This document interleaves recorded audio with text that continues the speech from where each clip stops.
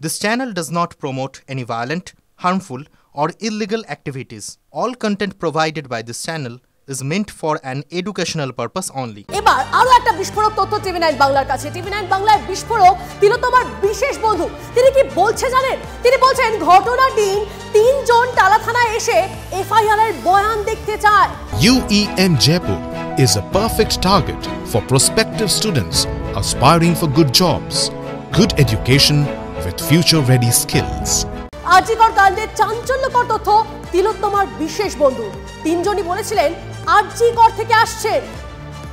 কথা বলবো এই নিয়ে আমাদের সঙ্গে আমাদের প্রতিনিধি সৌরভ দত্ত রয়েছেন। তবে তার আগে তিলোত্তমার বিশেষ বন্ধু ঠিক কি বলেছেন শোনাব বাবু। কমপ্লেইন লজ করার ক্ষেত্রে কারা গিয়েছিল? এফআইআর তারা থানায়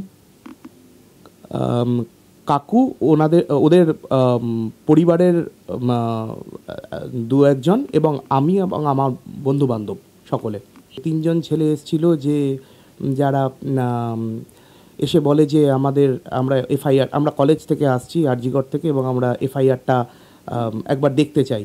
তখন আমি তো সেই অবস্থায় ছিলাম না, আমার মানসিক একটা ব্রেকডাউন হয়েছিল। আমার বন্ধু বান্ধবরা তাদেরকে আটকায় এবং বলে যে আপনারা এই মুহূর্তে এফআইআর দেখতে পারবেন না। এটাই। তাদের কোনো পরিচয় জানতে চাওয়া হয়েছিল?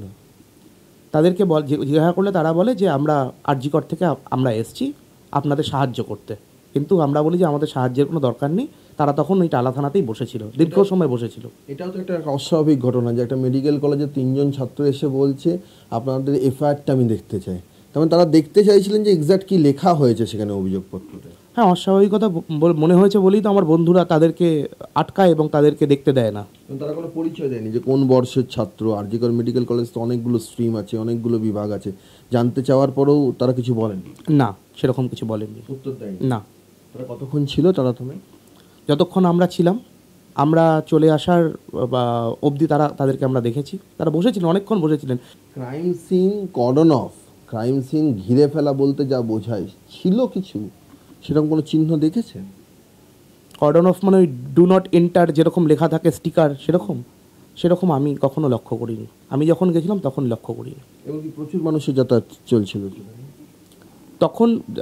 আমাদের সময় পুলিশ প্রফেশনালসরা ছিলেন এবং তারা আমাকে নিয়ে যায়। আমি 1 মিনিট মতন ছিলাম, তারপরেই আমি সঙ্গে সঙ্গে আবার আমাকে বাইরে নিয়ে আসে তারা। তদন্তকারী সংস্থা বলছেন যে আমাদের অসুবিধে হচ্ছে কারণ সেমিনার কক্ষ চত্বরটা টাইলস চেঞ্জ করে ফেলা হয়েছে। সন্দেহ তো অবশ্যই জাগবে, তবে এটা যেহেতু তদন্ত প্রক্রিয়ার মধ্যে পড়ে, সুতরাং অবশ্যই নিশ্চয়ই এ ব্যাপারে তদন্তকারী সংস্থা তাদের সংশ্লিষ্ট মতামত জানাবেন।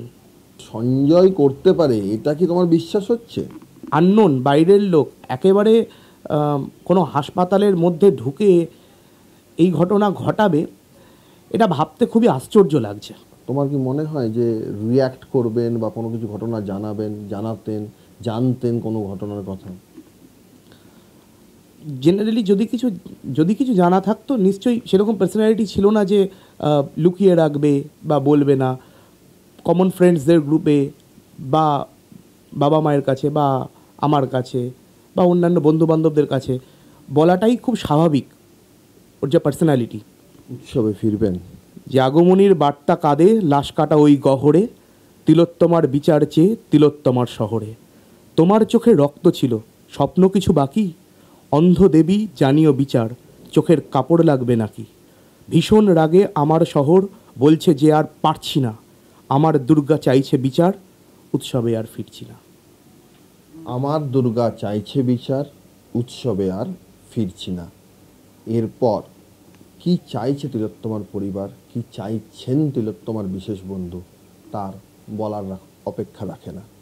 ক্যামেরায় দীপঙ্কর জানার সঙ্গে সৌরভ দত্ত, টিভি 9 বাংলা, কলকাতা। উৎসবে আর ফিরছেন না বলছেন তিলোত্তমার বিশেষ বন্ধু। আর যা বলছেন সেটা নিয়ে এই মুহূর্তে কথা বলবো আমাদের সঙ্গে সৌরভ দত্ত, আমাদের প্রতিনিধি সরাসরি রয়েছেন। সৌরভ, ঘটনার দিন তিনজন টালা থানায় এসে এফআইআর এর বয়ান দেখতে চাইল, কিন্তু কারা তারা, কোন ইন্টারেস্ট থেকে তারা এফআইআর এর বয়ান দেখতে চাইলো, এটা তো গোটা ঘটনার সন্দেহ আরো বাড়াচ্ছে। তন্নিষ্ঠা, দেখো রহস্য বেড়েই চলেছে। এবার মুখ খুললেন তিলোত্তমার বিশেষ বন্ধু এবং মুখ খুলেই তিনি একটা অত্যন্ত গুরুত্বপূর্ণ তথ্য ফাঁস করেছেন যে টালা থানায় যেদিন অভিযোগ দায়ের করা হচ্ছিল, তিলোত্তমার বাবা মা ছিলেন, সেই অভিযোগ দায়ের করার সময় আরজিকর থেকে 3 জন অপরিচিত যুবক এসে এফআইআরে কি লেখা হয়েছে তার বয়ান দেখতে চান, যে এফআইআরে কি লেখা হয়েছে। তিলোত্তমার বিশেষ বন্ধু তার যারা পরিজনেরা ছিলেন তারা প্রশ্ন তোলেন, আপনাকে এফআইআর আমরা কেন দেখাবো, কেন আপনারা এফআইআর এর বয়ান দেখতে চাইছেন, কার নির্দেশে আপনারা এসছেন, কেন এই বয়ান দেখার প্রয়োজনীয়তা বোধ করব আমরা। সেসব কোনো প্রশ্নের তারা উত্তর দেননি। তারা বলেন তারা আরজিকর থেকে এসছেন। প্রশ্ন উঠছে কার নির্দেশে এসছেন। তারা ততক্ষণ পর্যন্ত থানায় ছিলেন যতক্ষণ না পর্যন্ত তিলোত্তমার বাবা মা থানা ছাড়েননি। কেন? তাদের সঙ্গে তিলোত্তমার কোনো যোগ নেই, তাদের সঙ্গে তিলোত্তমার পরিজনদের কোনো যোগ নেই। অথরিটি পাঠিয়েছে এমন কোনো মেসেজ তারা দিচ্ছেন না, তারা শুধু বলছেন তারা এসছেন, তাদেরকে দেখাতে হবে। প্রশ্ন হলো তাদের কি ইন্টারেস্ট ছিল যে তারা সারাক্ষণ সেখানে 3 জন বসেছিলেন যতক্ষণ না পর্যন্ত তিলোত্তমার বাবা মা থানা ছাড়ছেন। তাহলে কি তাদেরকে এই নির্দেশ দিয়ে পাঠানো হয়েছিল যে তোমরা যাও দেখে এসো এফআইআরে কি লেখা হচ্ছে কি না, কারুর অভিযোগ, কারুর বিরুদ্ধে কোনো অভিযোগের নাম, কোনো নাম আছে কি না অভিযোগপত্রে, সেই নির্দেশ নিয়ে এসেছিলেন। সেই নির্দেশ নিয়ে এসেছিলেন কি তারা যে যতক্ষণ না পর্যন্ত থানা থেকে তারা বেরোবেন তোমরা প্রত্যেকটা মুভমেন্ট লক্ষ্য করবে এবং সেই ইনফরমেশন যথাস্থানে তাদেরকে পৌঁছে দিতে হবে, সেই ইনস্ট্রাকশন ছিল তাদের ওপরে। কারণ তারা তো তাদের নাম জানাননি, পরিচয় জানাননি। যদি তাদের মধ্যে সততা থাকতো, তারা যদি তাদের উদ্দেশ্য নিয়ে সৎ থাকতেন, তাহলে তারা তাদের পরিচয় জ্বালানেন না কেন, এই প্রশ্নটাই কিন্তু উঠছে। একদম তাদের এই উপস্থিতি নিয়ে একাধিক প্রশ্ন উঠছে। সৌরভ, তুমি আমাদের সঙ্গে থাকো প্লিজ। ডক্টর সুবর্ণ গোস্বামী বিশিষ্ট চিকিৎসক এই মুহূর্তে রয়েছেন আমাদের সঙ্গে। সুবর্ণবাবু, আমরা আপনাকে একটা বক্তব্য শোনালাম, তিলোত্তমার বিশেষ বন্ধুর বক্তব্য। তিনি সন্দেহ প্রকাশ করছেন যে 3 জন আগন্তুক তারা টালা থানাতে দীর্ঘক্ষণ বসেছিল শুধুমাত্র এটা দেখার জন্য যে এফআইআরে কি লেখা হচ্ছে।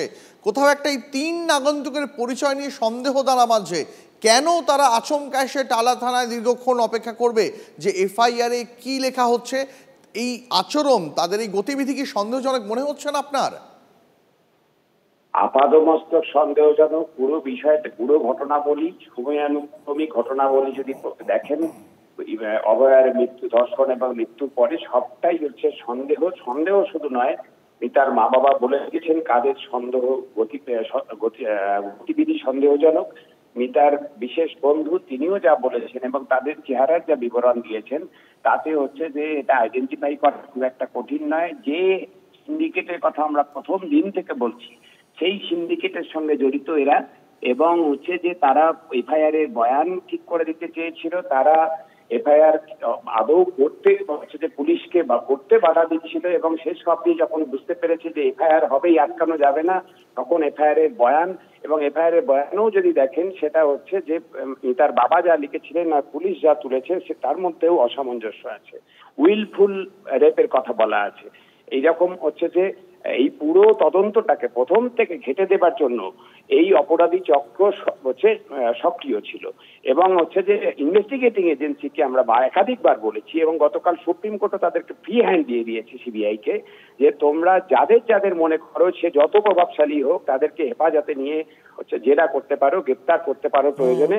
সুতরাং এখন সিবিআই এর কাছে আমরা দাবি জানাচ্ছি যে এই যে 3 জনের কথা উঠে আসছে, 3 অবয়বের কথা উঠে আসছে, এদেরকেও অবিলম্বে গ্রেপ্তার করতে হবে এবং হচ্ছে যে জেরা করতে হবে। অনেক ধন্যবাদ। আমরা কথা বলছিলাম বিশিষ্ট চিকিৎসক ডক্টর সুবর্ণ গোস্বামীর সঙ্গে, এবং তিনি যে কথা বললেন যে টালা থানায় যে 3 আগন্তুক এভাবে দীর্ঘক্ষণ অপেক্ষা করছিলেন এফআইআরে কি বয়ান লেখা হচ্ছে সেটা জানার জন্য, সিবিআই যেন তাদেরও ডেকে জিজ্ঞাসাবাদ করে, এমনটাই মত চিকিৎসকের।